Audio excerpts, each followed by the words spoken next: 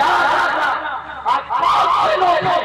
جو اس بات کا دعویٰ کرتے ہیں کہ بریلی والے اہل بیت سے محبت نہیں کرتے ہیں، اہل بیت کے گھرانے والوں پر قرآن کام کرتے ہیں، ان کی محبت اپنے دل میں نہیں رکھتے۔ میں کہتا ہوں ہرگز ایسا نہیں ہے۔ یہ امام احمد رضا ہے جنہوں نے ہمیں سکھایا ہے کہ اے لوگوں، جب تم کو مسجد میں بھی رہنا، کہیں بھی رہنا، تو دعا لانا، تو اہل بیت کو دعا میں شامل رکھنا۔ یہی وجہ ہے کہ مسجد کے کسی امام سے پوچھ لو، وہ جب پانچوں وقت میں سے نماز پڑھاتا ہے، ہاتھ اٹھا کر جب دعا مانگتا ہے، امام احمد رضا کا جملہ ضرور یاد رکھتا ہے، یا الہی رحم فرما مصطفیٰ کے واسطے، یا رسول اللہ کرم کیجیے خدا کے واسطے، مشکلیں ہر جگہ مشکل کشا کے واسطے، کربلا ایک شہید کربلا کے واسطے یہ دعائیں ضرور کرتا ہے کہ بلاؤں کو اگر دور کرنا ہے تو کربلا والوں کا صدقہ تمہیں لینا پڑے گا، بلاؤں کو دور کرنا ہے تو کربلا والوں کا صدقہ تمہیں لینا پڑے گا۔ ایک امام اپنی دعاؤں کو لکھ کر درجہ سمجھتا ہے تو یہ دعائیں مانگتا ہے۔ آج امام احمد رضا کو بار بار آپ کو کوئی چیز محسوس کر لیں تاکہ آپ کا پتہ چلے۔ ابھی عاشورہ ہوتا ہے، ایک وہ شاعر اور آپ تشریف رکھتے ہیں کلکتہ سے آنے والے شاعر جن کی خود کی ہوئی شاعر آپ کو سنی ہے موجود ہے۔ آپ سنے ایک دور ایسا بھی سوچ پڑھ رہا ہے، مدینے کی گلیاں ہے، مدینے کی گلیوں میں وہی غریبت خضرا ہے، اسی غریبت خضرا کے سائے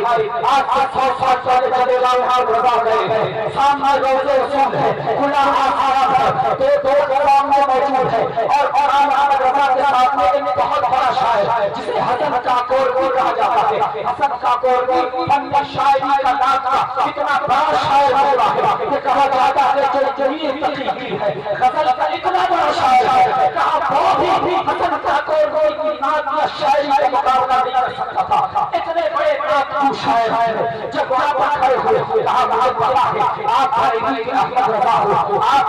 بہت اچھی لکھتے ہو، میں نے ایک نعت لکھی ہے ذرا سنیے تو صحیح۔ امام احمد رضا کے ساتھ حسن کاکور یہ کہتا ہے کہ میں نے یہ نعت لکھی ہے، کہا کیا لکھا ہے، کہا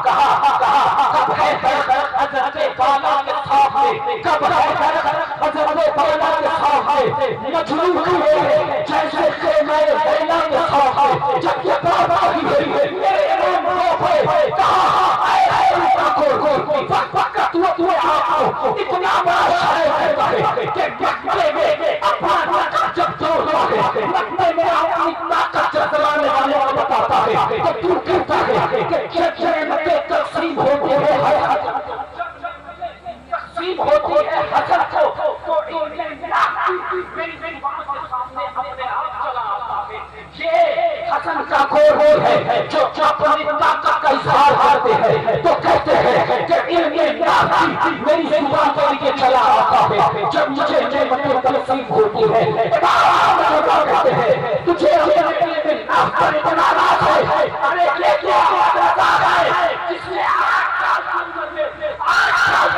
اپنا شرح کیا سبحان اللہ۔ اور وہ کہتے ہیں جس نے کہا تو نے کہا کہ مجنون کھڑے ہیں خیمے لیلا کے سامنے، خبردار میرے رسول کی روضے کو اگر تو نے لیلا اور ان وجود کے درختوں کو تو نے مجنون کہا، کہنا ہے تو یہ کب ہے تم بدے، کب ہے روضے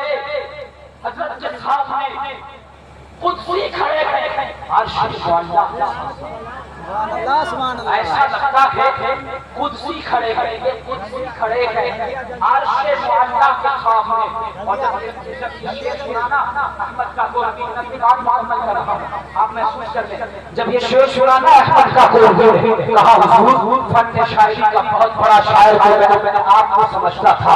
اپنی علم نحو پر مجھے ناز تھا، اپنی فصاحت و بلاغت پر مجھے ناز تھا، اپنے علم پر مجھے ناز تھا، لیکن آپ نے کہا ادب سیکھنا ہے تو ادب کیسے سیکھا جاتا ہے؟ امام احمد رضا ہے کہا مجھے اس پر کوئی فرق نہیں پڑتا، اگر تجھے سمجھ میں آ گیا ہے تو میرے نبی کے روضے کے ساتھ میں کھڑا ہے توبہ کر اور آج کے بعد ایسا کوئی ایسی کوئی کتاب نہ لکھنا جس میں میرے نبی کی شان بھی ابھی نظر آتی ہو، نبیت بھی نظر آتی ہو۔ آپ کان پر کھڑے ہو فن شاعری اتنے بڑے بڑے شعراء آئے بیٹھے کھڑے ہو گئے امام احمد دیا ہم ہر معاملہ میں آپ کو کیوں نہیں بھولتے؟ سنو ذرا، کھڑے ہو گئے، کہتے ہیں میں اپنے دوستوں کی خواہش کی بنیاد پر ایک نعت لکھا ہوں، وہ میں پڑھنا چاہتا ہوں۔ میں کھڑے ہو گئے اور پڑھنے لگے، لم لا تنزیہ کبھی نظر مثل دوشم شیطان جانا